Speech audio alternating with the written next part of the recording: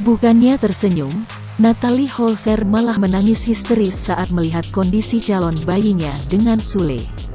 Melihat Natalie Holzer menangisi kondisi janinnya, Sule pun ikut menenangkan. Ayah Rizky Febian ini menyebut, Natalie Holzer tak menyangka soal kondisi calon buah hatinya tersebut. Kini usia kehamilan Natalie sudah menginjak 3 bulan. Untuk itu Sule dan Natalie Holzer pun kembali mendatangi pusat kesehatan untuk melihat perkembangan buah hati mereka.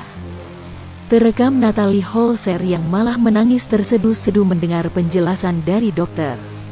Saat memeriksakan kehamilan, ternyata ada momen di mana Natalie Holzer dibuat pecah tangis melihat bayi yang ia kandung. Sule pun meminta istrinya untuk tidak menangis. Natalie Holzer rupanya menangis melihat buah hatinya yang semakin tumbuh besar di dalam perut. Sule lantas berusaha menenangkan sang istri tercinta.